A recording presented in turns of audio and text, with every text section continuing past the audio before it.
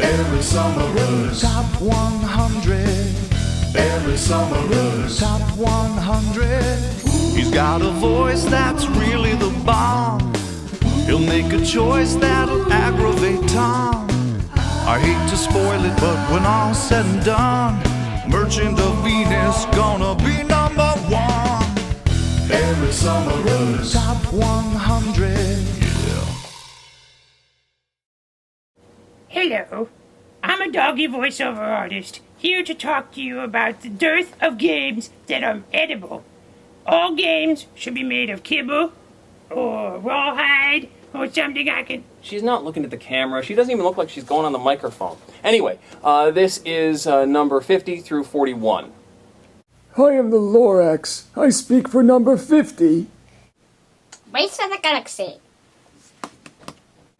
Coming in at right the middle of the list is Tom Lehman's Race for the Galaxy. This is a card game about building an empire, conquering various worlds, either through peaceful means or through military. You're building a tableau of cards and dealing with the mountain of icons, which I don't really have a problem with. I like the icons, but it does make it a little tricky for new players to join in. This box is pretty heavy because it has the base game and the first 3 expansions in it. I do not have the 4th expansion, the one that starts off in a new direction, Alien Artifacts it's called. I'm of the opinion that the expansions became less useful as time went by. I still like them, and the base game is fantastic, the first expansion is amazing, and the other 2 are good. They're just not fantastic. Race for the Galaxy is a terrific game, though, and a great example of what just a whole bunch of cards can do. It's my number 50. Race for the Galaxy. Number 49. Ticket to Ride. Ticket to Ride is my number 49, and this is my favorite of the series. This is Ticket to Ride Markland, which adds some passengers that you can pick up and deliver around the board. Of course, that's my style of game.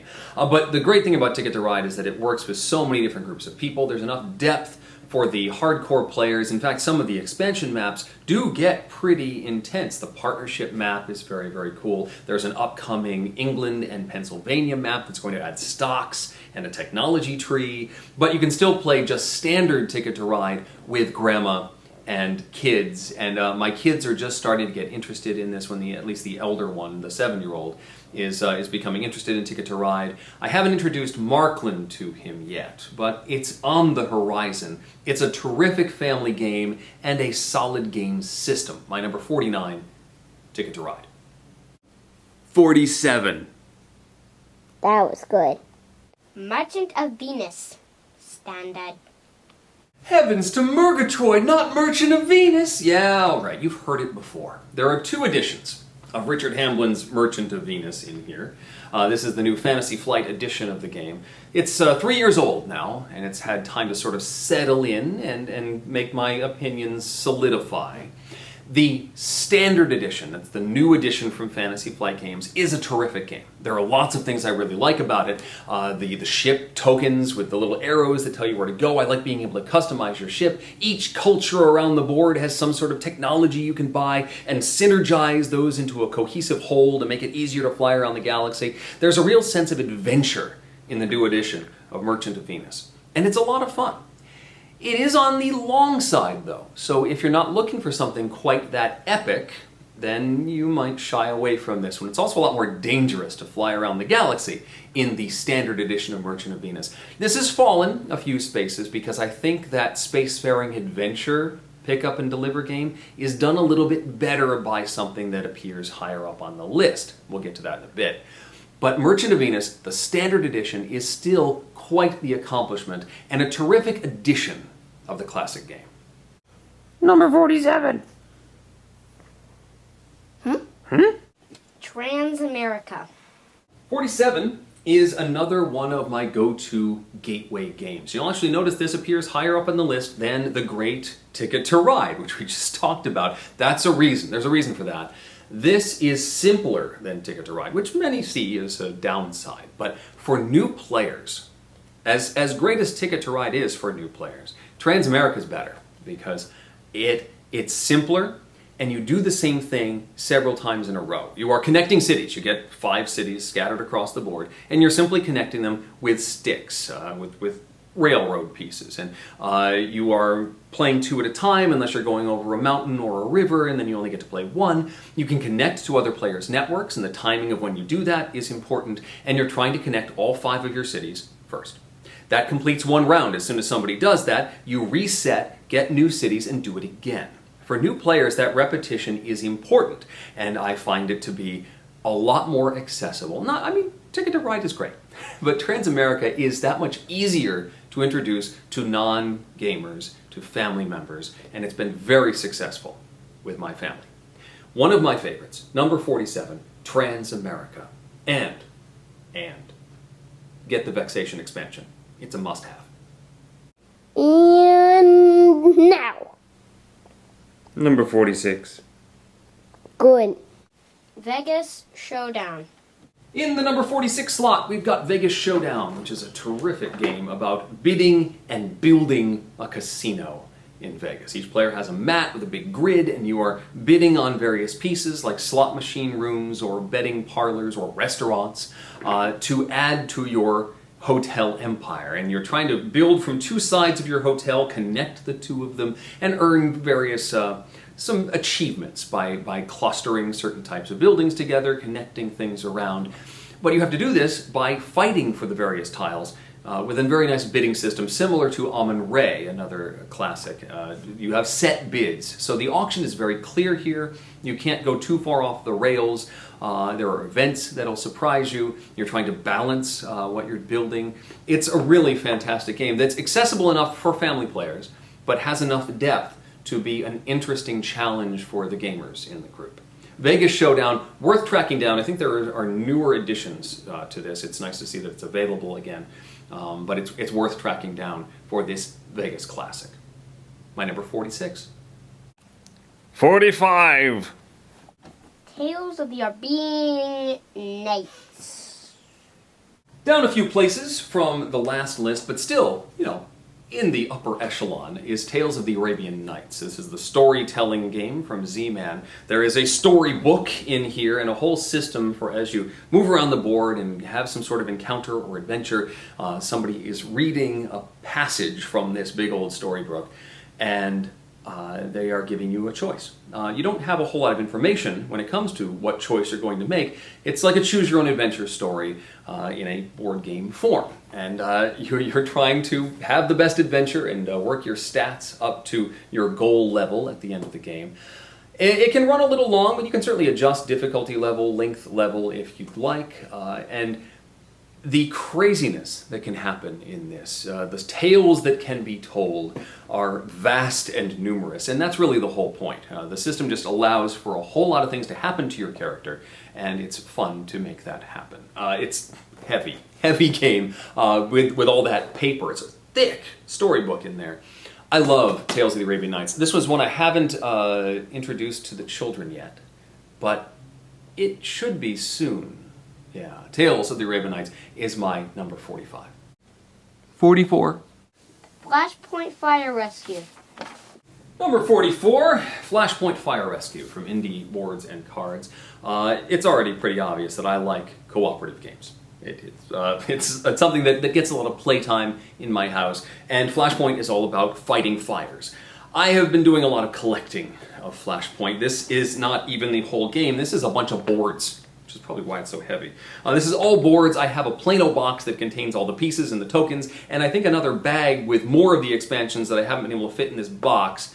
It's becoming a bit of a storage problem, but it is a terrific game. Really builds the teamwork. You've got the guy manning the water gun around the outside, driving the fire engine around, and people working their way in to fight the fires. And the chaos of when those fires spring up can be a little daunting and make for games that you think everything's going very well, and then they aren't. But I like that as a departure from something like Pandemic, which is a little more predictable. It's a lot of fun and a great team-building exercise. Flashpoint, my number 44. No, don't do the puppet thing. You don't have to hug him either. Or pet him. Don't hug him or pet him. He's not a mood with you. He's only a mood with me. 43. Snowtails.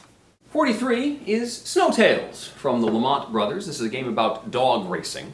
You've got your little sort of mat, your board that represents your dog sled, and you're playing cards to either side and the brake of that sled.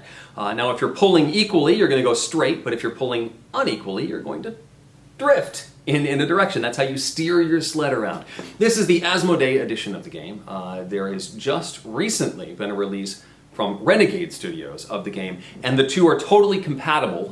That you can actually build longer tracks if you want. Everything should work with the Asmodee edition, which is great. This is a blast. It's one of my favorite racing games. Snowtails is a lot of fun, and it's my number 43. Nasa Quenya Gagabichi Babo 42. Fantastica.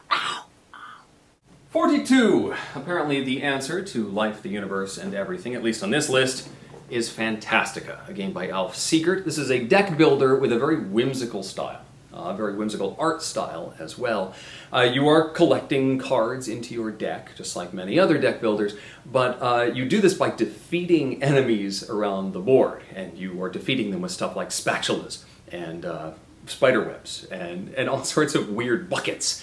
Just very strange weapons that become, in this fantastical world, actual swords and shields and real weapons. You're completing whimsically titled quests to earn points, and it's a race to earn a certain number of points on the board. But the actual spatial aspect of moving around and fighting these enemies and then turning in the points you've earned, the gems you've earned for better cards and weapons and all sorts of items, I really, really like it. Now, this edition is the original with a solid box. You can get a less expensive rucksack version of this that is currently in print. All it does is remove the board, so you just have some tokens around. It really doesn't do much to change it, but I do still like to hang on to this one. And if you manage to get the proper promo card, I'm in there too. But still, even without that, Fantastica is a great game, and my number 42. 41! 41! Risk Legacy. Lisk Legacy? Risk Legacy. Number 41, Risk Legacy. I enjoyed playing Risk growing up. I enjoyed, the adventure, the experience of that sort of epic game. That's about as epic as you'd get playing those mass market games. Now, what Risk Legacy does is take that classic Risk and turn it on its head. It starts out as a pretty simple point gathering exercise. So you don't have to wipe everybody off the board, you just have to earn enough points to win. But then things start changing. As you reach certain achievements, you're opening up packets and writing on the board and doing all sorts of crazy things, and turning that edition of the game into your very own unique adventure, unique version. No two boards will be the same once you get through the 15 standard games. You can still play longer. This has been played 15 times. We played through this with all my buddies.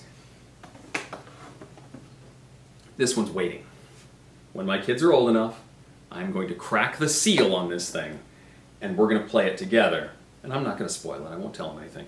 What I really appreciate about Risk Legacy is how it took this concept of making choices matter. Everything you do in this game often has a permanent consequence because you are writing on cards. You're ripping things up. You're making decisions that you cannot take back. I find that fascinating.